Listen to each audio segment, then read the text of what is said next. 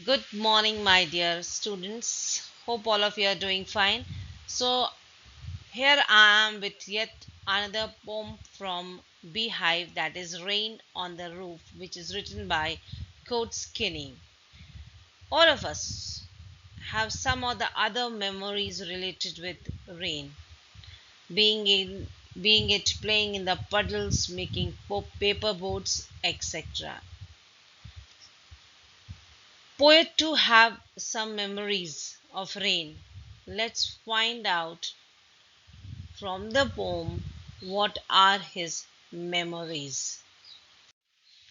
So, a very short intro of the poet. Kurt Skinny was born on November 24, 1826 and died on January 25, 1904. He was an American lawyer, politician, journalist, and a poet who wrote Rain on the Roof. Central idea of the poem. The theme of the poem is the healing power of rain. So, rain doesn't always bring destruction, that is, flood, etc. No, it has a healing power also.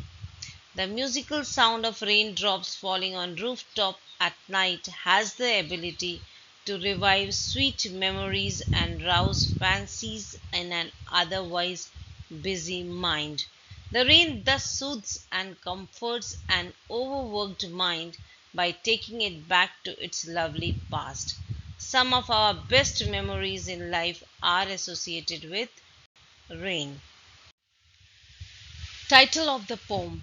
From the title of the poem, Rain on the Roof, we can make out that the poem is about rain. Article the before word roof makes it a specific roof, the roof of the poet's house. Thus, the title is very apt as it is suggestive of the childhood memories the poet has of rain. So, whenever the rain falls on his rooftop, it takes him down to the memory lane. The rain has a magic like effect on him every time it falls on his room, and lying lazily in his room, he listens to the sheer music of the rain. It triggers 1,000 dreamy fancies in his mind, and thousands of memories come alive. In particular, the memory of the poet's mother putting her children to sleep at night is indelible in his mind. Every time it rains, the poet relives the golden moments of his childhood. Thus, the title of the poem can be termed very appropriate. Let's start with the first stanza of the poem. When the humid shadows hover over all the starry spheres. Here, humid shadows refers to the dark clouds which bring rain. Hover means moving here and there over all the starry spheres. Starry means star studded sky. And the melancholy darkness, melancholy means sad, gently weeps in rainy tears. What a bliss! Bliss means happiness. To press the pillow of a cottage chamber, chamber means room in a cottage, and lie listening to the patter of the soft rain overhead. Patter is the sound of the raindrops falling on the roof. So, in this stanza, the poet says that the star studded sky is suddenly overcast with the dark clouds, due to which there is gloomy darkness all around. He further says that darkness is making him sad and reflective, and the rain also seems to mirror his emotions. How? It seems that the raindrops which are falling from the sky are the tears which is rolling down from the eyes of a human being. So the raindrops looks like tears falling softly from human eyes.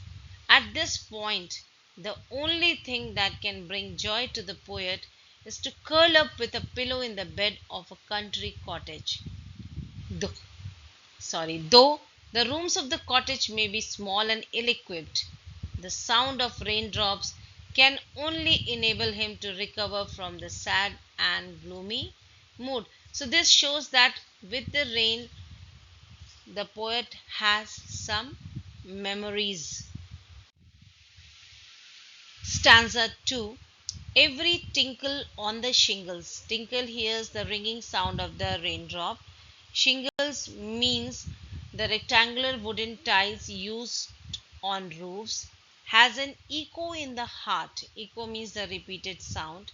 And a thousand dreamy fancies into busy being start. See, busy being refers to the human beings, and here it is refers to the poet. And a thousand recollections weave their ear threads into woof. Woof means the thread woven across the loom. As I listen to the patter of the rain upon the roof. So here's the explanation. Every tinkle of raindrop that falls on thin oblong piece of material, that is shingles, produces an echo in Kinney's heart. He recollects many memories of the past which come back into his mind as dreams. So he says that as he listens to the patter of the rain upon the roof, he has many new dreams in his mind. So whatever he is imagining, his imagination all comes in front of him. And the memories of the past come back in the form of dreams. And he recollects all the memories which is related to the rain. He starts recollecting in the form of dreams. They spin the yarns of bright, fanciful colors into his mind as he listens to the patter of the rain on the roof. See here, yarns means thread. As we weave different colors of threads into a cloth, right? In the same way, he has different colors of dreams, maybe some good, some bad. So all those dreams comes into his mind when he listens to the patter of the rain upon the roof. Stanza 3. Now in memory comes my mother, as she used in years agone, to regard the darling dreamers. Darling dreamer refers to the poet and his siblings. She left them till the dawn. Means before. Oh, I feel her fond look on me as I listen to this refrain. Refrain means the repeated part of a poem. Here it refers to the sound of the rain, which is played upon the shingles by the patter of the rain. So, the explanation here, the poet introduces his mother. He says that he is dreaming of his mother. As he had told in the previous stanza, that rain brings memories of the past, and that particular memory is the memory of his mother who is no longer alive. In the past, she used to love him and his siblings a lot. She used to look at him and his sibling as they were sleeping and having pleasant dreams. She would let them sleep till daybreak and have sweet dreams. The poet can still feel that his mother is looking at him as he listens to the song made by the raindrops falling on the rooftop of his room. The sound of the rain makes him correlate his past with his present. That is why the poet is moved by the sound of the raindrops on the shingles of his room. Whenever he hears this sound, it brings back memories of the past, especially of his mother, and it reminded him of his mother. That's why this rain has a healing power. It heals the darkness, the gloominess, the sadness of the poet. With it, it brings the sweet memories of his mother. So, here are the poetic devices used in this poem.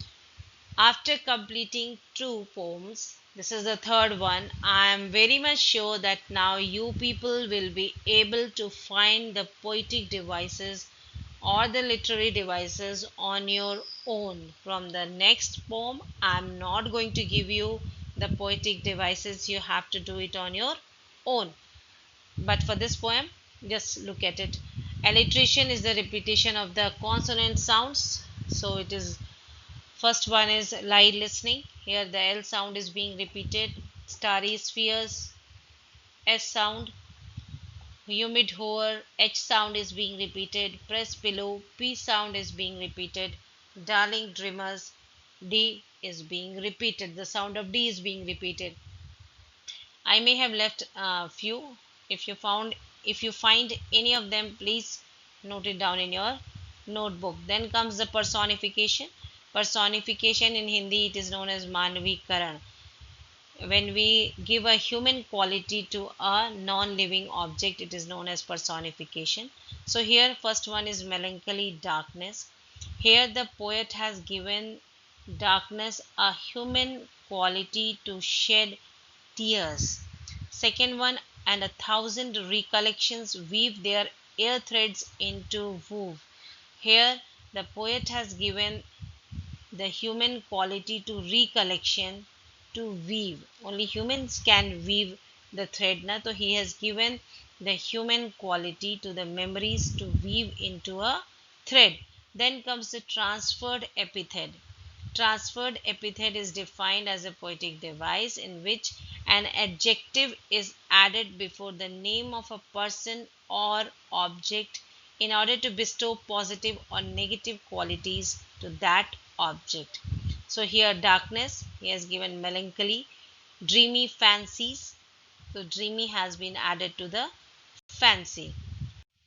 Then onomatopoeia. Onomatopoeia is defined as a poetic device in which certain words are used to denote real life sounds like patter, tinkle, etc. Then comes the metaphor, a device which compares two things or qualities which are unlike. So stanza 1 in line 1, when the humid shadows, I told you the humid shadows actually refers to the clouds. Then stanza 2 line 13, 14, and a thousand recollections weave their bright hues into the woof. Here the poet compares his memories to the fabric. Then stanza 3 line 18, to survey her darling dreamers. Her darling dreamers is a metaphor for her children who are asleep and probably dreaming. So here we come to the end of this poem. If any doubt, feel free to ask. And please, whatever extra questions I give you, please make it a point to do it in your fair notebook. Don't leave everything for the last hours. As the things are being done, please do it in your fair notebook. And please, the videos are made for you to watch it. Watch it. If you have any doubt, feel free to ask. For then, have a good day. Take care. Stay at home. Stay safe. Bye bye.